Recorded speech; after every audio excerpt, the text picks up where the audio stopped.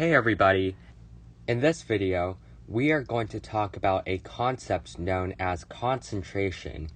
Concentration is the amount of solute dissolved in a solvent, and if you remember, the solute is the thing being dissolved in the solvent, and it's typically the lesser of the two.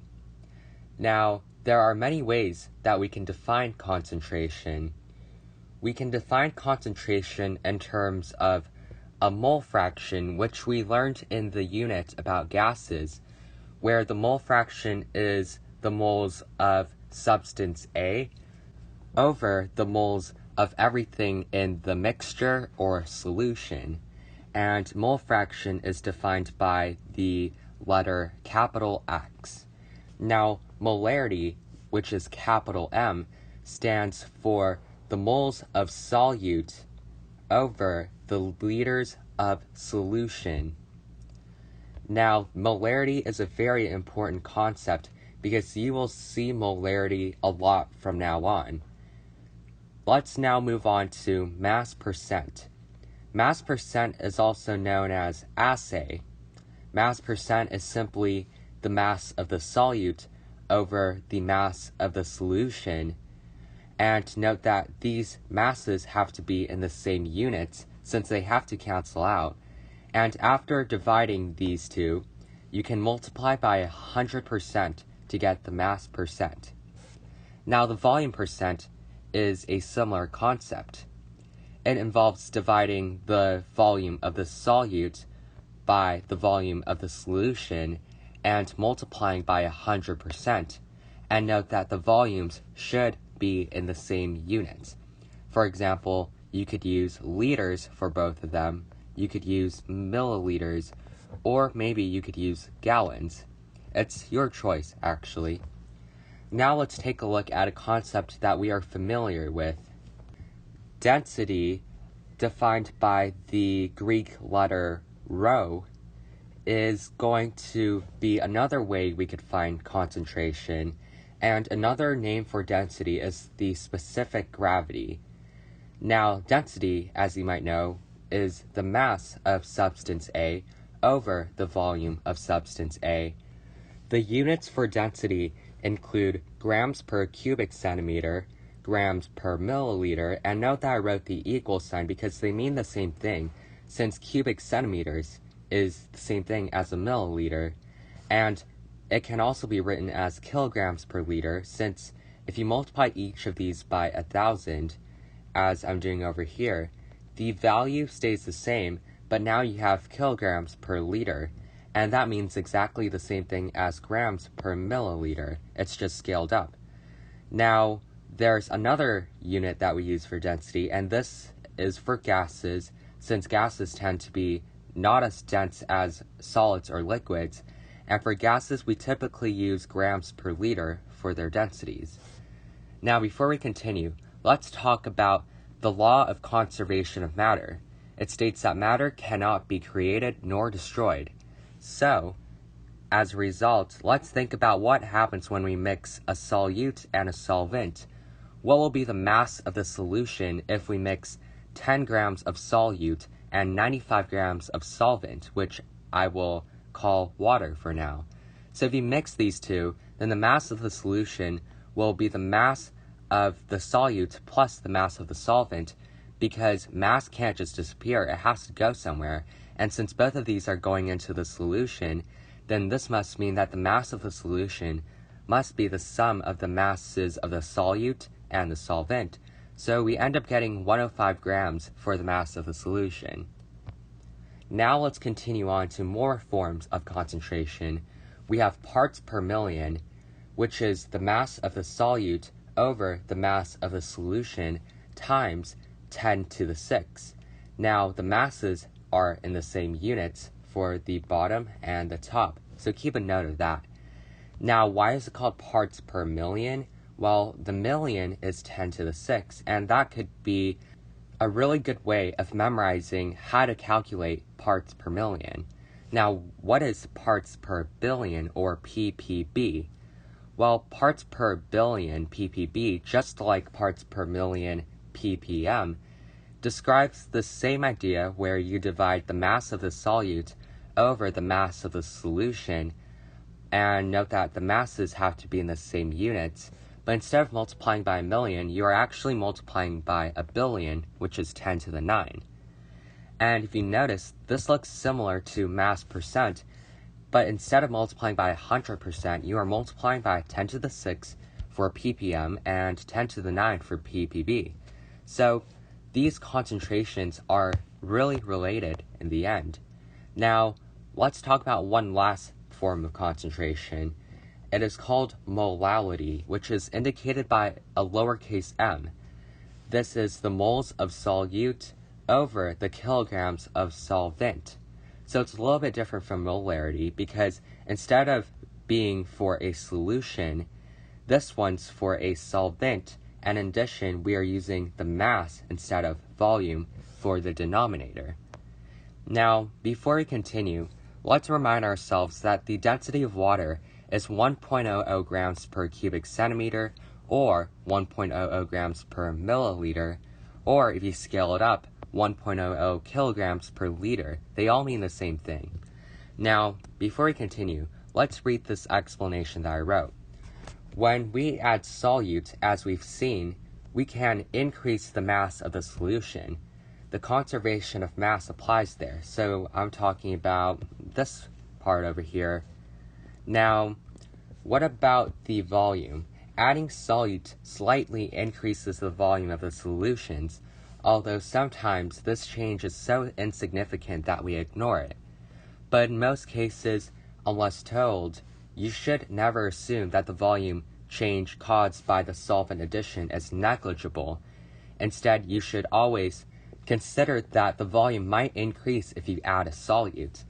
So, you should always measure the volume after adding the solute to find the volume of the solution, rather than measuring it before adding the solute, because the volume of the solution before and after adding the solute might be different. Now, because adding solute increases the mass of the solution while the volume only slightly increases, the overall density of solutions generally increases after adding solute. However, the density may be very close to that of the pure solvent, not solute. So let me write solvent there, if little solute is added. So things that have little solute are called dilute solutions. And we will go down here and talk about some terminology that you should know. So when I say that I want to concentrate a solution, I want to increase the concentration of the solute. And a solution with a lot of solute is called a concentrated solution. Now, dilute means to decrease the concentration of solute. So if I tell you to dilute something, I am telling you to decrease the concentration of the solute. Now, how would you decrease the concentration of solute? Well, we know that molarity is equal to moles over liters. So one way you could decrease the concentration, or the molarity, is by increasing the volume of the solution, potentially by adding more solvent, or by removing some solute from the top, and either of those two will cause the concentration to decrease. Now, if you want to increase the concentration, you can either decrease the volume of the solution or increase the moles of solute. Either way works to concentrate the solution. Now, a dilute solution is simply a solution that doesn't have that much solute. Now, what does purify mean? Purify means to make it so that there's little to no concentration of solute. Well, ideally, you shouldn't have any solute at all in a pure substance, such as water. Now, what does saturate mean? Saturate means to increase the concentration of solute to the point where the solution cannot dissolve any more solute. So a saturated solution is a solution that is concentrated to the point that the solution cannot dissolve any more solute under normal conditions. Now, what does supersaturate mean? Well, supersaturate means to increase the concentration of solute to the point where there is more solute then can be dissolved at that temperature. Now, how is that possible? If the solubility or the limited amount of solute you can dissolve in a solution caps the amount of solutes you can dissolve, then how can you dissolve more than that and supersaturate it? Well, there is a way. You can actually increase the temperature, which increases the solubility or the amount of solute that can be dissolved in a solution. And if you saturate it at a high temperature and cool it down, then the new solubility at the lower temperature will of course be lower. And because of this, the very high concentration of solute from before, when you saturated it at a high temperature, remains, even though the solution now at a lower temperature cannot normally dissolve this much solute. Now, solutions that are supersaturated are called supersaturated solutions. Let's now draw some pictures to describe what is happening during supersaturation, just in case the word explanation did not help. So let's just say we had some water, and this water was just water, and let's say that we heated it up to 100 degrees Celsius. Well, actually, let me make that a little bit lower, since that's the boiling point of water. Let's make it 60 degrees Celsius. And at 60 degrees Celsius, the solution can dissolve at most 50 grams of, let's just say, compound X.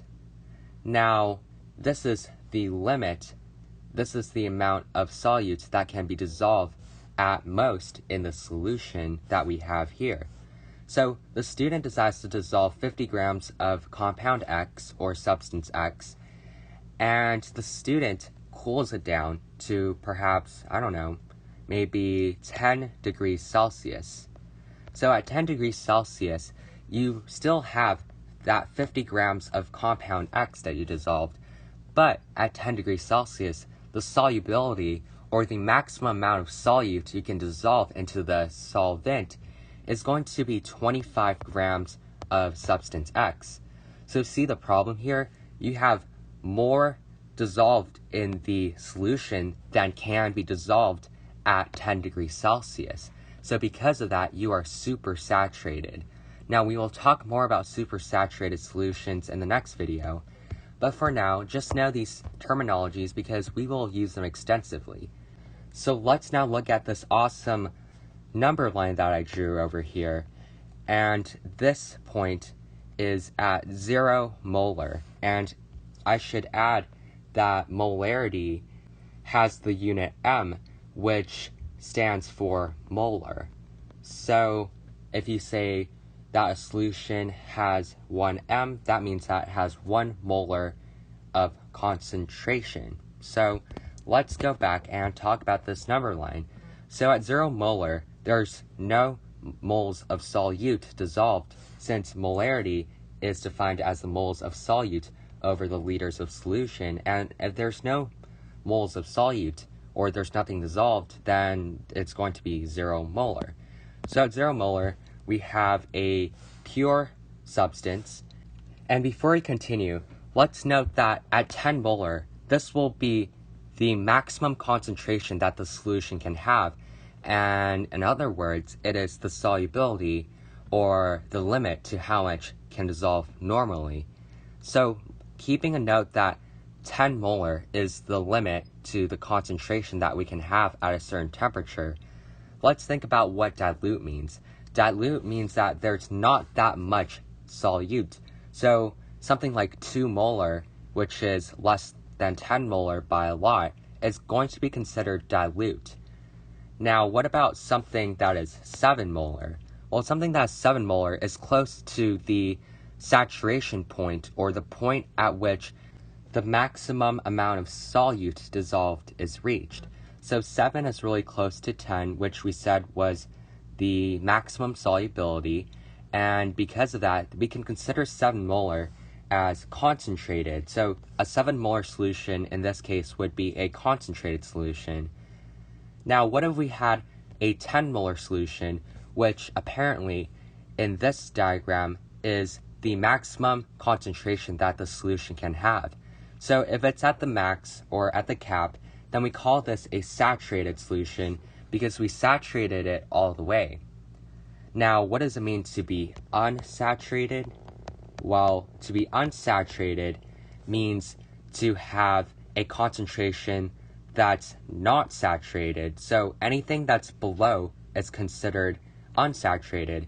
So a pure substance, a dilute solution, and a concentrated solution are all considered unsaturated, since at those points you could technically still dissolve more solute. Now, what about a supersaturated solution, such as at 13 molar?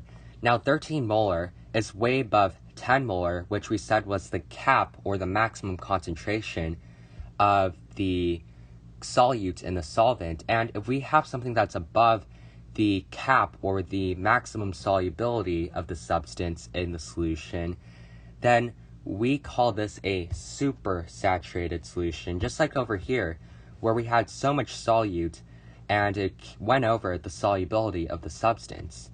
So this number line is very helpful in visualizing these things. And before we continue, I want to note that the idea of something being dilute and concentrated is subjective, because depending on the person, they can say that something is concentrated and something is dilute depending on what they think. But generally, if something is closer to the saturation point, we call it concentrated. And if something doesn't have that much solute or is not close to the maximum amount of solute it can dissolve, then we call it dilute. So now that we're done with terminology, let's read this cool explanation that I have down here regarding the molarity and the molality and how they are related. So we know that 1 kilogram of water is equal to 1 liter of water, since the density of water is 1 kilogram per liter.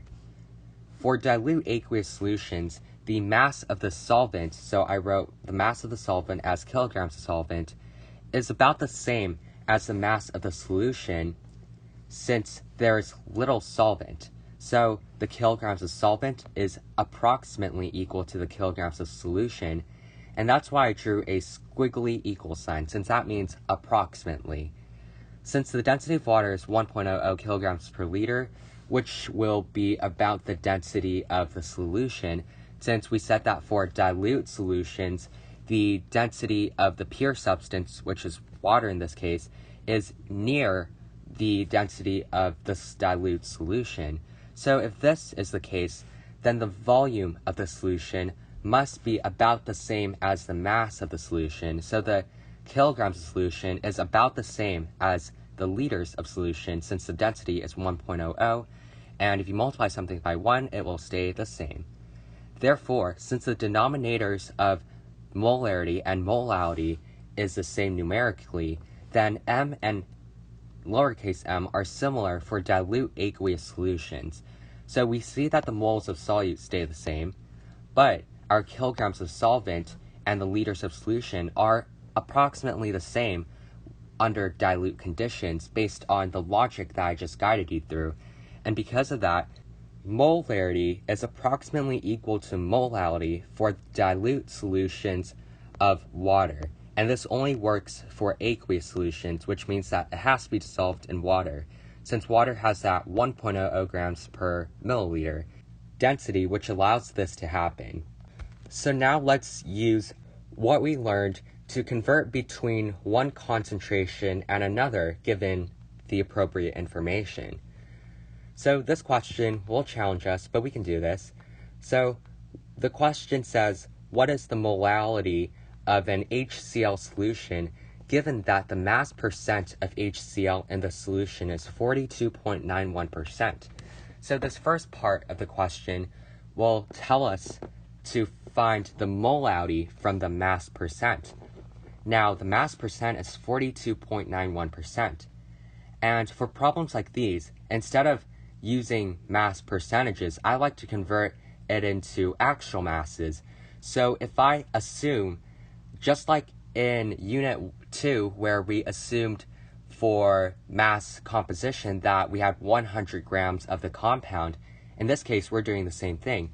We will assume 100 grams of solution, and it says that 42.91% of it will be HCl because that's what mass percent means.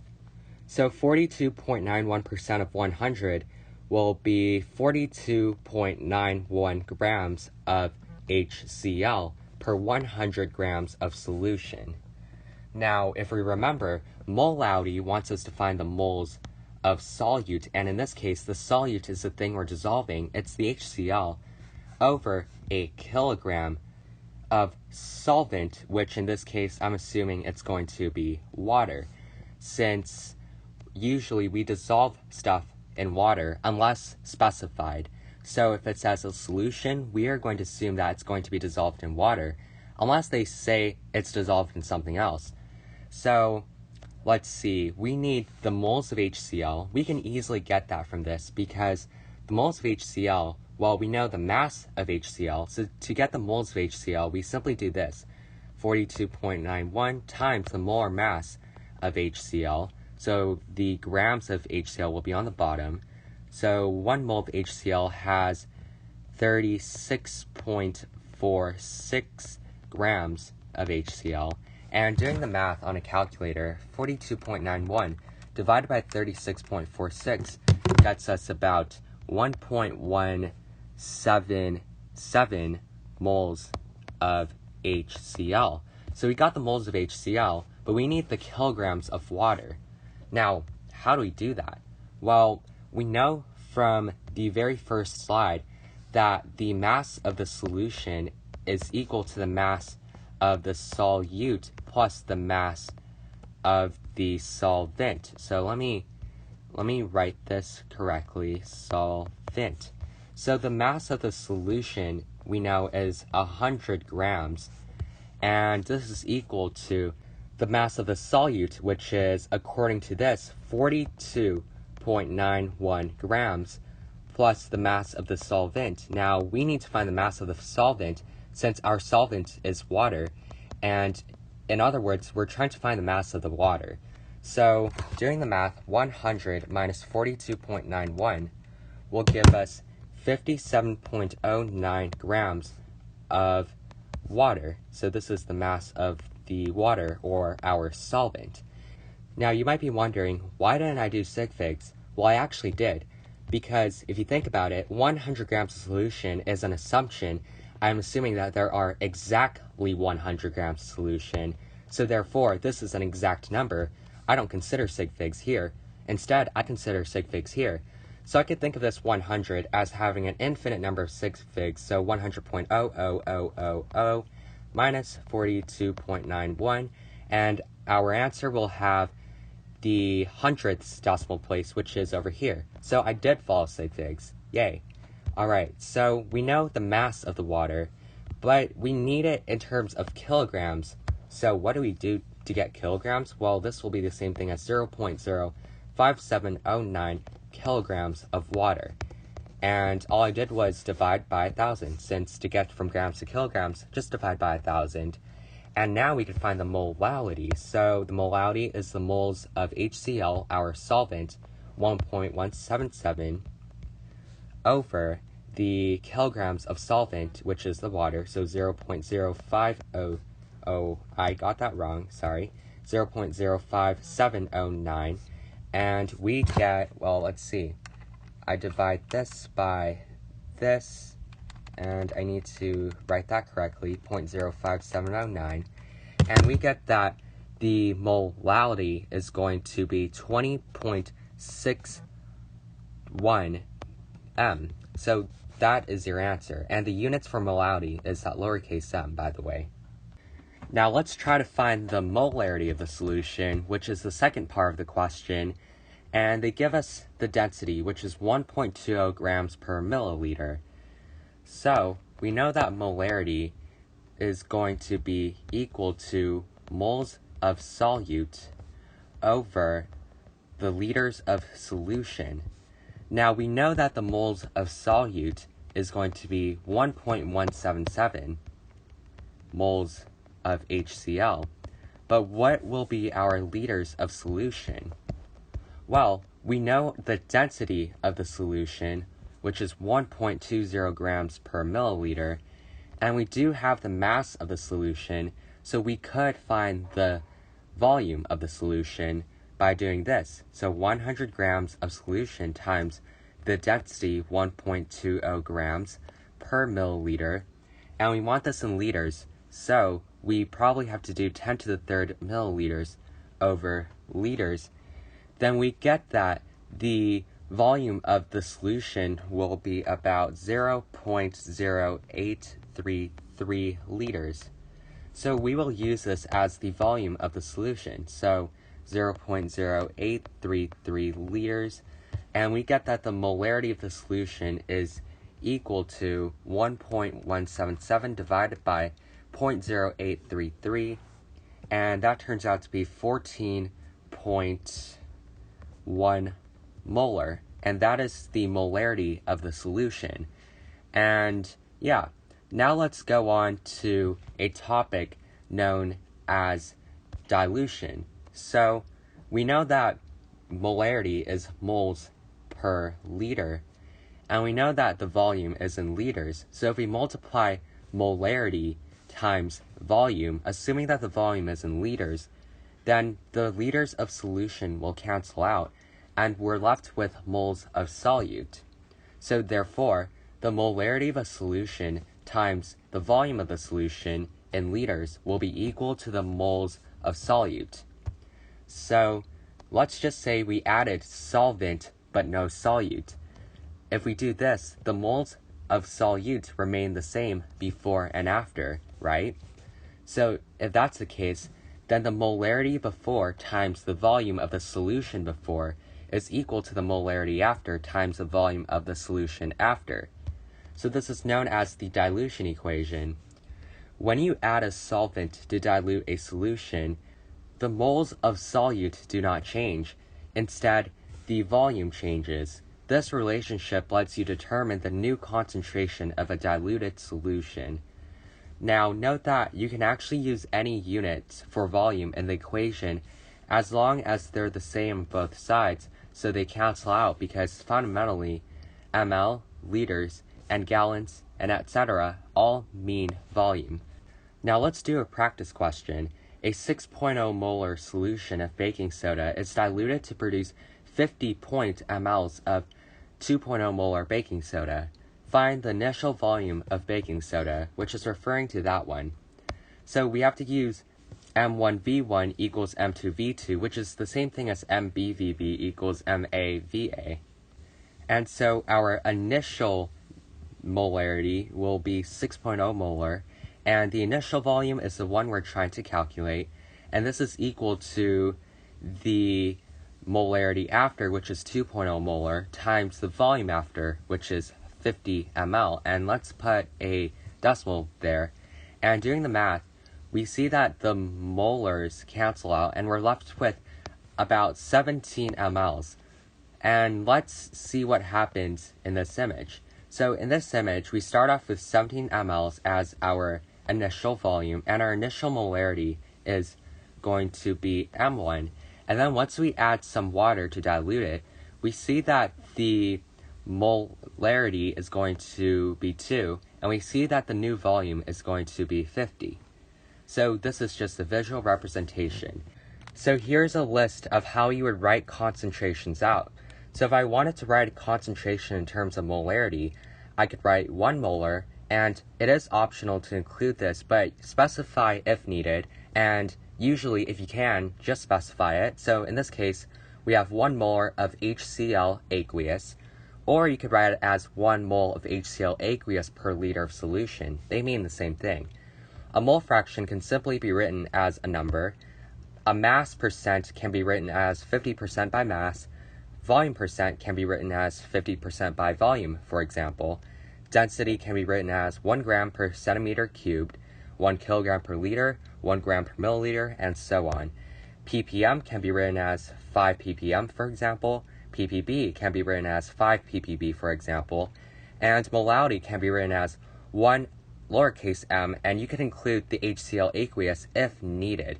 And you could also write it as 1 mole of HCl per kilogram of H2O, which is the solvent. And note that these numbers are numbers I made up, so you might have different numbers. And that's all for this video. Have a wonderful day.